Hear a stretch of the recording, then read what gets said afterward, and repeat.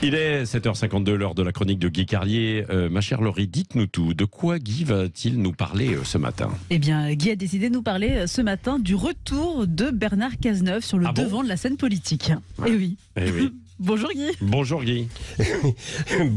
Bonjour Patrick, bonjour Laurie, bonjour à tous. Là, je suis un petit peu surpris parce que vous aviez une relance, Patrick, mais bon, c'est pas grave. Oui, c'est ça.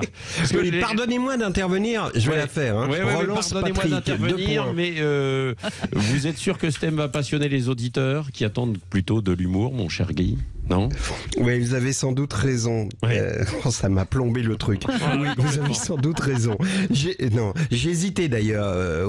Au départ, j'avais envie de vous parler du solstice d'été. Vous savez que nous entrons dans la semaine du solstice d'été, où les jours sont les plus longs de l'année, où les ombres sont les plus courtes. Quel beau symbole, le sombre qui s'efface. Enfin, depuis l'Antiquité, toutes les civilisations ont célébré le solstice d'été, et tout au long des siècles, lors de fêtes païennes, les corps libérés s'offraient au soleil dans leur nudité impudique. De jeunes éphèbes, prépubères, étaient initiés par des étahirs. Bah oui, mais c'est la tradition.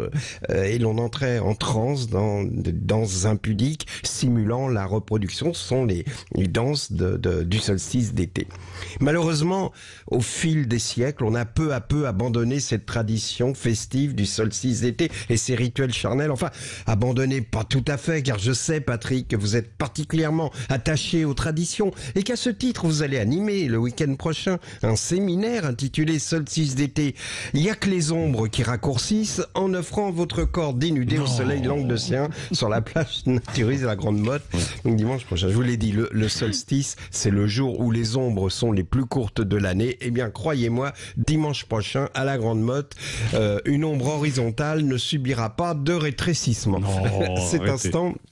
Je sens, Patrick, que vous dites, j'aurais préféré qu'il parle plutôt du retour de Bernard Cazeneuve sur le devant de la scène politique. Alors, je vais être magnanime. Bon, amis auditeurs, donc évidemment, la minute qui va suivre est sans intérêt. Profitez-en pour appuyer sur le bouton de la cafetière Nespresso. Allez vous laver les dents, allez faire votre popo matière, ce que vous voulez. Bernard Cazeneuve vient donc de se positionner comme candidat potentiel aux prochaines présidentielles. Il a lancé son mouvement politique qui s'appelle la Convention. C'est un clin d'œil évidemment à la Convention qui gouverne la France à la Révolution, et c'est pour symboliser le côté révolutionnaire, l'insoumission de Cazeneuve. C'est vrai qu'on pense tout de suite à ça quand on est de ses amis. Et là, je vais vous faire rêver, car il est entouré que de rebelles de noms qui fleurent bon l'audace d'un idéal socialiste et des lendemains qui chantent. Moscovici, Cambadélis, Marie-Lise Lebranchu, Edwige Javis, Jean-Marc Ayrault. Enfin, vous avez compris pourquoi je ne voulais pas vous parler de ça ce matin, parce que le congrès de ce nouveau parti qui a eu lieu la semaine dernière, eh bien, on l'a déjà oublié. Alors revenons au solstice, un jour de solstice d'été de juin 67, il y a donc exactement 56 ans, jour pour jour, sortait l'album des Beatles intitulé Sgt. Pepper's Lonely Hearts Club Band. Nombreux sont ceux qui considèrent que c'est le meilleur album de rock de tous les temps.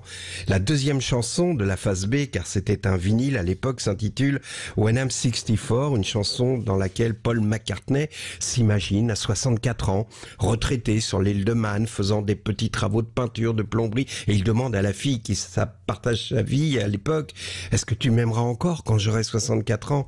Et cette chanson nous faisait rire, les Beatles ne pouvaient pas avoir 64 ans, c'était inimaginable, 64 ans c'était l'âge de nos grands-pères et nous étions éternels, putain!